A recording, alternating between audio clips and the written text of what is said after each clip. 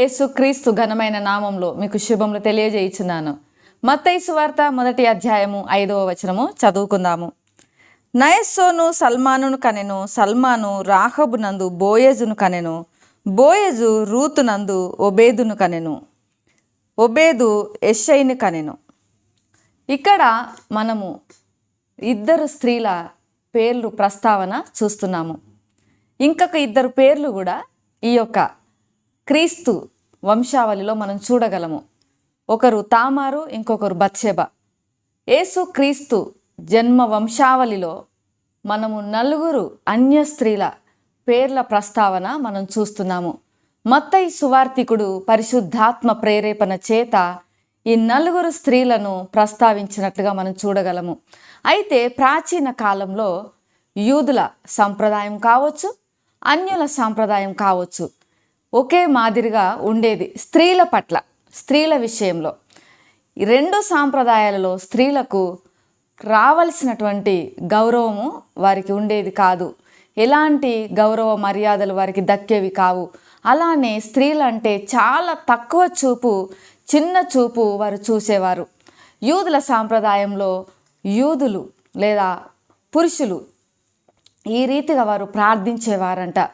దేవా, నేను బానిసగా పుట్టనందుకు నీకు వందనాలు. దేవా, నేను ఒక అన్యునిగా పుట్టనందుకు నీకు వందనాలు.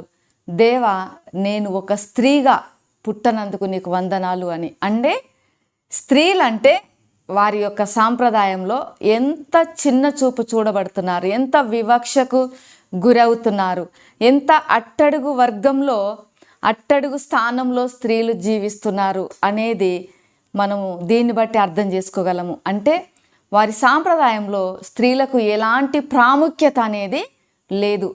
అయితే ఇక్కడ యేసుక్రీస్తుల వారి యొక్క వంశావళిలో చూసినట్లయితే నలుగురు స్త్రీలు మనకు కనపడుతున్నారు.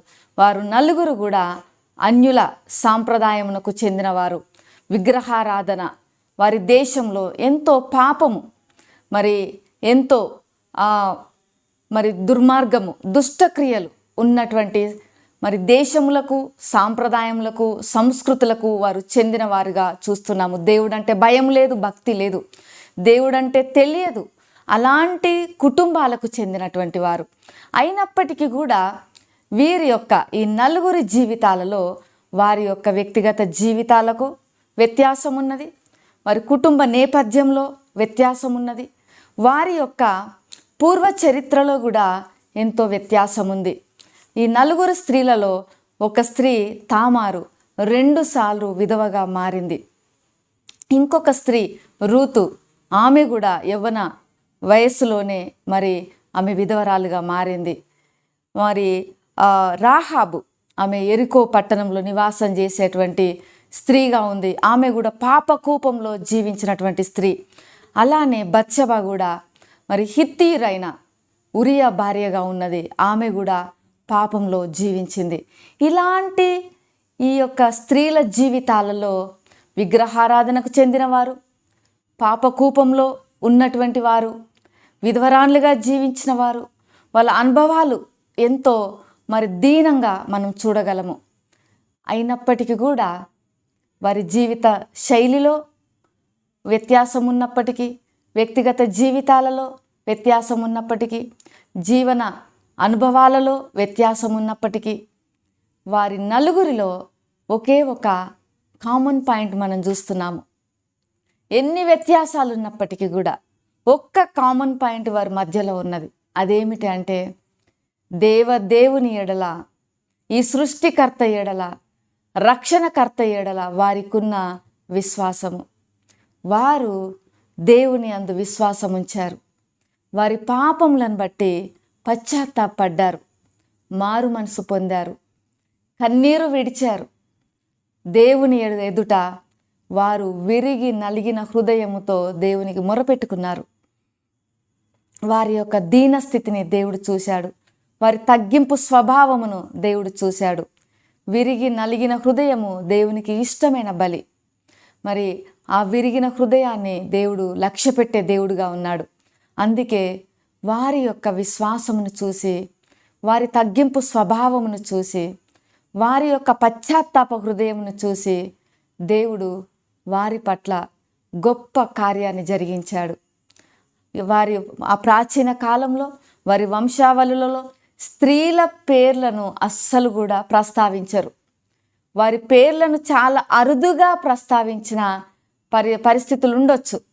కానీ ఇక్కడ మరి యూదుల వంశావళి, అందులో యేసుక్రీస్తు యొక్క వంశావళి, అందులో ఈ 4 అన్య